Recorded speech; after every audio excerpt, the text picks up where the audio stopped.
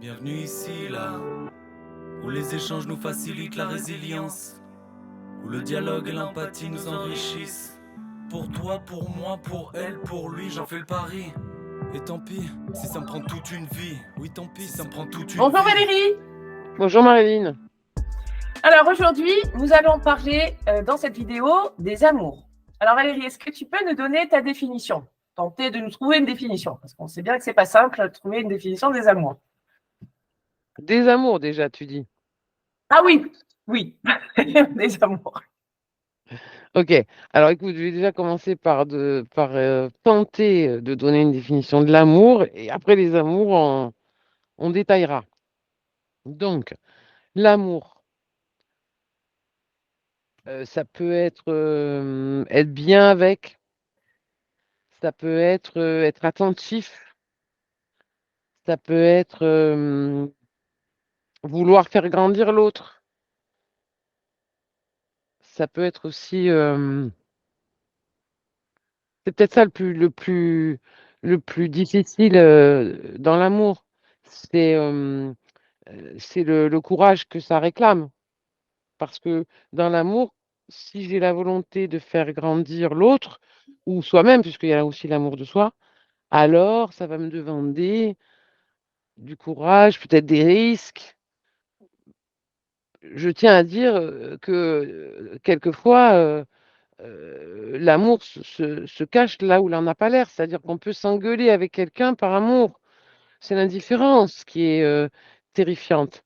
Mais si on aime quelqu'un, on s'engueule parce qu'on veut que ça évolue, parce qu'on veut que ça s'améliore. C'est ça pour moi l'amour, c'est une forme de courage. C'est certain. Alors quand j'ai dit les amours, c'est sûrement parce que dans ma tête, il y a plein d'amour dans le sens, on aime son enfant, on aime son mari, on aime son ami, on aime la nature, on aime tout ça. Donc c'est pour ça que j'ai dit les amours. Et donc est-ce qu'on peut essayer de trouver une façon de s'y retrouver un petit peu dans tous ces amours? Est-ce qu'il y a des différences? Enfin, comment on appréhende tout ça en fait? Ok. Bon, ben, déjà, on a qu'à dresser une liste un peu basique. Donc, on a l'amour de soi, cher à tout le monde d'une certaine façon. Euh, L'amour filial, donc l'amour d'un parent, on dit l'amour clanique aussi, l'amour des liens de sang, de la famille, l'amour filial. On dit l'amour amoureux, celui qu'on a développé dans les vidéos précédentes, et l'amour spirituel, l'amour de Dieu, tout ça. Et on pourrait dire comme l'amour du matériel, des choses. J'aime les frites, j'aime le bleu. D'accord. Ce Donc serait là, la liste, ça. on a déjà identifié plusieurs catégories, mais dans ces catégories, on n'a pas évoqué la notion de conditionnel et d'inconditionnel. Tu peux nous expliquer ce que c'est ça dans les amours? Ok. Alors oui, tu as raison, il y a donc la liste que nous pouvons dresser et aussi une espèce d'organigramme où on pourrait mettre d'un côté les conditionnels, c'est-à-dire je t'aime à condition que, si ces conditions n'existent pas, ben, je t'aime plus, c'est pas accepté quoi. Et l'amour qui est censé être inconditionnel, je t'aime sans condition. Donc on a notre petite liste et on va faire comme ça, on va mettre les inconditionnels d'un côté, les conditionnels de l'autre. D'accord. Alors, pour bien qu'on comprenne, on va reprendre chaque cas et puis on va l'étayer. Comme ça sera plus simple par des exemples. Donc, le premier, on pourrait prendre l'amour de soi. Donc, précisons déjà vraiment ce que c'est l'amour de soi. Voilà, l'amour de soi. Si on y arrive à préciser, parce que c'est pas simple. Oui, puis ça peut être plein de choses. Ça peut être prendre soin de soi, ça peut être, euh, comment dire, bien se nourrir, tu vois, bien s'occuper de soi. C'est ça l'idée. C'est être un bon. On disait tout à l'heure dans les définitions, c'est être bien avec. Donc être bien avec soi, tu vois. Se, Être un se bon. considérer Être aussi. un, hein? Se considérer. se considérer, ça c'est de l'estime de soi, être un bon compagnon pour soi, aimer ça, être seul puisque je suis un bon compagnon pour moi. Ça pourrait être ça, l'amour de soi. Attends, alors l'idée c'est que quand même, on a tendance dans cet amour de soi à s'aimer que quand on a de la valeur. Par exemple, si je fais une connerie, je m'aime moins. Or, le proverbe dit, aime-toi lorsque tu le mérites le moins, parce que c'est là que tu en as le plus besoin. Proverbe chinois. Donc ça veut dire que le plus dur, c'est de s'aimer quand on fait de la merde. Ça, c'est moins facile. D'où le côté inconditionnel. L'amour de soi est inconditionnel, a priori, et en tout cas, il serait juste qu'il le soit inconditionnel. Ok, Et il devrait être inconditionnel, je m'aime malgré tout, ou même c'est si. ça. Et Voilà, pas uniquement quand je suis super opérationnel ou au bon endroit, etc. Ou uniquement à travers le regard des autres ou ce genre de choses. C'est vraiment s'aimer soi coûte que coûte. On pourrait dire ça. exactement. Ok, voilà. Et qu'est-ce qui empêche l'amour de soi, selon toi? Alors, la façon dont m'ont aimé mes parents définit quand même la façon dont je m'aimerais plus tard. C'est la blessure narcissique. Je m'aime comme m'ont aimé mes parents. Alors, si même bon, tu vois l'idée. Donc déjà, ça peut empêcher si j'ai été, entre guillemets, mal aimé ou aimé de façon, par exemple, conditionnelle. Donc la plupart du temps, c'est la blessure narcissique qui empêche un amour de soi inconditionnel. On finit par mettre la condition alors que ce ne serait pas juste. D'accord. Et qu'est-ce qui faciliterait justement l'estime de soi, enfin l'amour de soi, pour retrouver ça si on a eu justement une enfance un peu plus difficile? Alors, d'abord, mettre le doigt sur la fameuse blessure narcissique et comprendre, bon, ok, comme d'habitude, être empathique avec soi-même et comprendre, ok.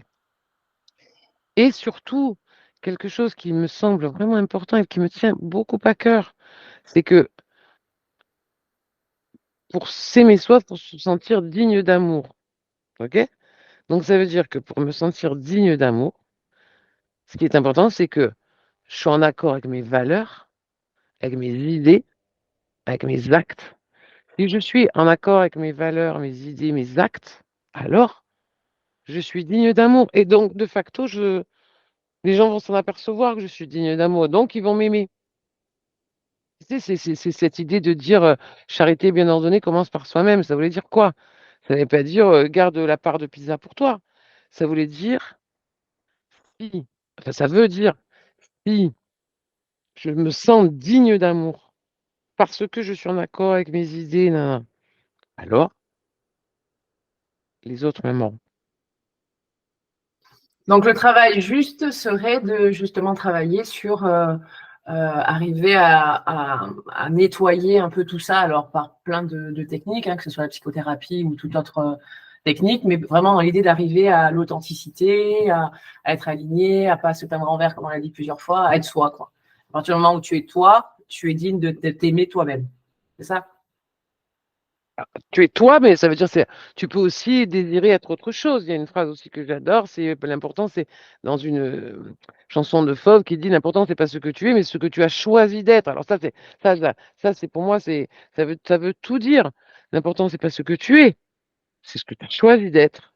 Tu vois, c'est en constante évolution. Pour que je continue de m'aimer, tu sais, c'est la définition de tout à l'heure. Être en constante évolution. S'aimer, c'est se faire évoluer. Et aimer l'autre, c'est le vouloir évoluer. Oui, c'est ce que je Non, voulais dire, c'est le toi réalisé et en constante voilà, réalisation, quelque part. exactement. Ça ne s'arrêtera Ok, jamais, a priori. ok, voilà. Ok, donc ça, c'était l'amour de soi. Donc là, on pourrait parler maintenant de l'amour filial. Donc, Alors, l'amour filial. alors, une petite définition déjà. Je l'ai dit tout à l'heure, l'amour filial, donc l'amour clanique, l'amour de la famille, euh, qui est l'amour de ses enfants, enfin, vous avez compris. C'est un amour qui est censé être inconditionnel aussi. Alors, c'est un peu plus compliqué que l'amour de soi parce que l'amour de soi, si je décide qu'il est inconditionnel, point barre, je le décide avec moi-même. Là, il serait juste qu'il soit inconditionnel et il n'est pas toujours. Donc, c'est souvent là que le bas blesse. Donc, l'amour inconditionnel, ma mère m'aime sans condition que je devienne ce qu'elle a voulu que je devienne ou pas, elle continue de m'aimer, ce qui est probable d'une certaine façon. Maintenant, est-ce que je peux aimer mes parents qui m'ont maltraité? Non.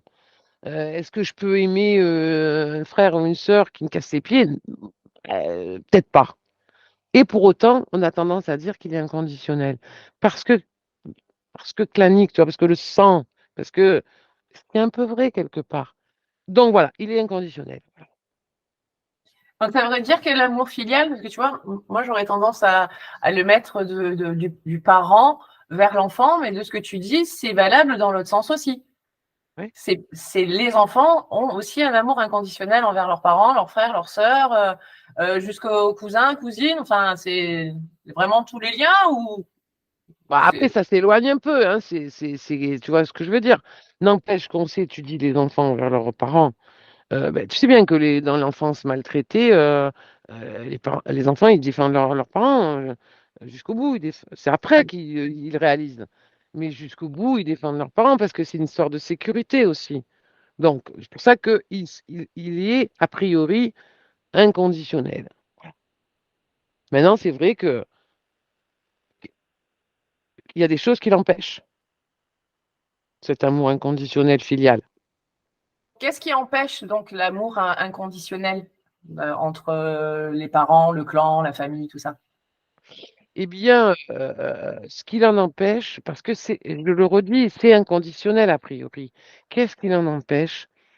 On le sait, ça s'étudie, ben, les souffrances, la misère, la guerre, les souffrances en fait. Tout ce qui fait souffrir dans l'environnement a un effet délétère sur l'amour filial.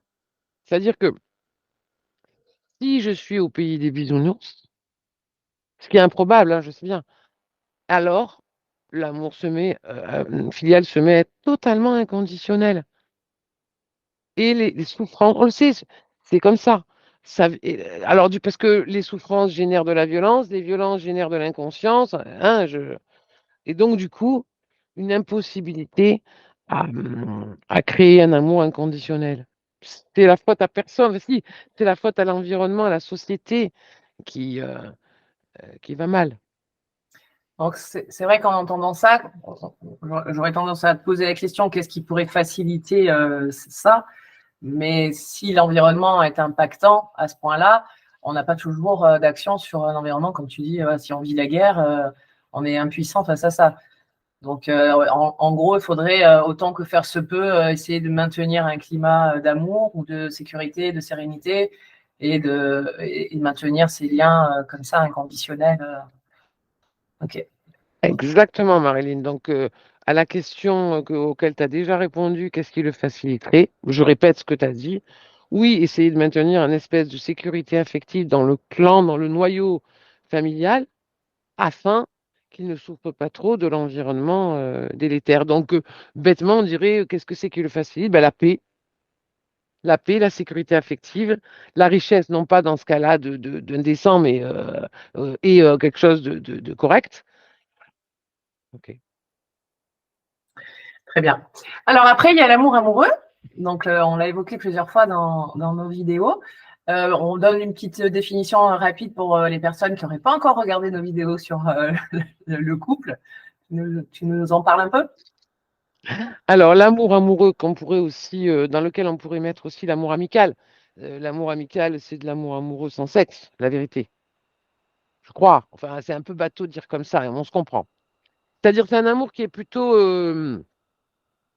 comment tu dis, les pères, tu PAIRS, tu vois, l'autre c'était un peu hiérarchique, tu vois, le filial. Il y avait une espèce de hiérarchie. Alors que là, c'est comme ça, ok? Et donc, du coup, on a un amour totalement conditionnel. C'est je t'aime à condition que. C'est l'inverse de l'autre, de l'amour de soi ou de l'amour filial. C'est je t'aime à condition que. C'est pour ça que si on demande à notre amoureux de nous aimer de façon inconditionnelle, on l'aime, on lui demande de nous aimer comme nos parents, en vrai. C'est du coup Oui, la on question. est frères et sœurs presque. On n'est plus dans un couple, quoi. Ah, c'est pas possible. Donc du coup, amour amoureux, amour amical, conditionnel. Qu'est-ce qui empêche un amour amoureux ou un amour amical sain? Eh bien, écoute, ça, c'est là aussi un peu le modèle qu'on a eu lorsqu'on était môme de comment se passait l'amour conjugal de nos parents. Ça nous imprègne beaucoup, déjà. Et puis ensuite, il y a tous ces tas d'amours immatures qu'on appelle, qui ne sont pas des amours comme on le décrit dans les vidéos, où il y a l'équipe, où il y a tout ça, mais plutôt des amours dysfonctionnants. Il y en a plusieurs, tu vois, comme je vais te donner des exemples. Je t'aime parce que j'en ai besoin, tu vois, pour exister. Si je t'aime pas, j'existe pas, tu vois, voilà, je m'aime à travers toi. Ou je t'aime parce que j'ai peur d'être seule dans la vie. Tu vois, donc comme j'ai très très peur d'être seule, que je suis pas un bon compagnon pour moi-même, l'amour de soi. Du coup, je t'aime parce que je veux pas être seule. Après, il y a je t'aime parce que je veux que tu remplisses le vide qui est en moi. Tu comprends, comme je m'aime tellement pas que je voudrais bien que tu m'aimes à ma place. C'est bien ça aussi, tu vois. Aime-moi parce que moi, je le fais pas moi-même. D'accord? Ou je t'aime pour que tu m'aimes. C'est les gens qui disent, qui envoient un message à quelqu'un, je t'aime, et qui attendent le moi aussi. Non, pire, qu'ils le demandent, qu'ils l'envoient pour entendre le moi aussi. Enfin, on l'a tous un peu fait d'être immature, hein. Ce qui est juste, c'est de comprendre, hein. Ici, dans ces vidéos, il n'y a jamais de culpabilité. Il y a juste de la compréhension et de la responsabilité. Ça m'est arrivé, moi, de demander je t'aime pour que tu m'aimes, en fait. Tu vois, pour que j'ai un retour, un feedback. Tu vois. Comme quand je place de l'argent à la banque et j'entends d'avoir des intérêts. Voilà. Ça, ce sont des amours immatures. Et forcément, ça empêche un amour sain, amoureux, avec l'équipe, avec je suis honnête, authentique, je prends le risque de te perdre si les conditions ne sont pas réunies. Je donne les conditions, j'ai le culot de. Non, là, je suis en train de répondre déjà à qu'est-ce qui me le facilite avant que tu me poses la question. Mais j'ai le culot de dire voilà ce que j'aime, voilà ce qui est important pour moi. Et si ça correspond pas, j'accepte de te perdre. Tu sais, il y a toujours cette volonté d'évoluer dans l'amour. Si on n'est pas plus fort à deux, à quoi bon? Ça fait penser aussi, ce que tu dis, est-ce que ces amours-là, là, tu sais, les personnes qui vont checker régulièrement, à savoir si justement ils sont aimés, ça, c'est une forme d'amour immature. Carrément. Qui ont besoin d'être rassurés, tu veux dire, ceux qui Oui. disent, est-ce que tu m'aimes? Oui, tu as tout bout de champ, en fait, mettre de l'amour tout le temps. Si tu fais pas ça, tu m'aimes pas, ça, tu m'aimes. Enfin, tu vois, on entend l'amour à tout bout de champ, quoi. Ça, c'est une forme d'amour immature aussi. Carrément, carrément. De mettre l'amour là où il n'a pas lieu d'être, bien sûr. Comme on disait dans les vidéos, si l'être et le faire, tu sais. C'est pas parce que tu as oublié mon anniversaire que tu m'aimes pas. Ça, c'est un amour immature. Parce que ça, c'est pour remplir le vide que j'ai en moi. Et donc, qu'est-ce qui faciliterait alors, au-delà de regarder nos vidéos sur le couple, par exemple, qu'est-ce qu'on pourrait rajouter pour aider à rendre mature, en fait, cet amour, hein, si on a bien compris? Mais écoute, de toute façon, inlassablement, on va revenir à ce qui est le plus juste, l'amour de soi. Si je m'aime, j'aurais pas besoin que tu m'aimes en retour, donc du coup, ça va être juste du plus. Si une mère s'aime, elle n'aura pas besoin de ses enfants pour lui prouver qu'elle est aimable. Elle va se sentir digne d'amour, donc bah, a priori, ce sera une bonne mère. On le dit d'ailleurs, hein, un bon parent, c'est un parent heureux, comme si c'était facile, tu vois. Dans un environnement, comme je disais tout à l'heure, délétère, tu vois. Et les parents heureux font des enfants heureux, du coup. C'est ça. Après, il nous reste l'amour spirituel. Moi, j'ai pas grand-chose à dire là-dessus, à part que ça existe et que c'est inconditionnel, l'amour de Dieu, des divinités, de l'univers, ce qu'on veut, ben, c'est inconditionnel. Bon, après, c'est mis à l'épreuve par la vie. Il y a des gens qui arrêtent de croire en Dieu. Donc, c'est bien que c'est pas si inconditionnel que ça. Bon, c'est bon. Voilà. Et après, il y a l'amour matériel. On disait tout à l'heure, des choses, des situations. J'aime aller au cinéma, tout ça. C'est pas grand-chose à dire non plus. Ce sont des amours conditionnels et qu'on ne devrait pas intituler amour, n'est-ce pas? On devrait C'est dire surtout que on devrait peut-être apprécier. on devrait peut-être réserver ce qu'on disait, hein, le mot amour à des êtres vivants plutôt que dire j'aime les frites, j'aime mes nouvelles baskets, j'aime le cinéma ou j'aime encore cet acteur. Bon, c'est un être vivant, donc pourquoi pas. Mais de mélanger le même terme. C'est vrai que dans d'autres langues, c'est plus distingué, pas distingué, une meilleure distinction euh, qu'en français. Nous, voilà, on met le même mot à toutes les sauces. C'est vrai que c'est pas clair en fait dans l'esprit. On aime tout de la même manière, en fait. Exactement. Pourtant, en français, d'habitude, on a beaucoup de mots et là, on n'en a qu'un. Après, il y a l'amour, tu sais, on dit tout un tas de choses. On dit l'amour avec un grand A, on dit tout ça. En fait, c'est le même. La vérité, c'est que j'apprécie les frites, de- au moins de changer un tout petit peu de champ lexical pour lui donner ses lettres de noblesse à l'amour. Tu vois? Voilà. Et puis quand même, pour conclure, je dirais quand même que le vrai défaut qu'on a, tous, c'est de penser qu'il n'y a pas besoin de le travailler ou de l'alimenter ou l'amour. Ça doit, c'est un espèce de truc qui doit être multipasse, hein, tu vois? C'est-à-dire, il guérit tout. C'est vrai qu'il guérit, c'est prouvé par la science qu'il guérit qu'un être aimé guérit mieux d'une maladie, par exemple. Donc c'est vrai. Et à la fois, du coup, bah, prenons soin. Moi, j'adore me dire que parce que justement, on aura un peu classé tout ça pour nous, pour vous, que du coup, bon, on va aimer mieux. On n'y fait pas attention dans le sens le travailler parce que c'est universel l'amour. Les êtres humains sont amour. Donc on a ce sentiment amoureux, même les animaux ont de l'amour. Donc ça paraît une évidence. Donc c'est comme respirer.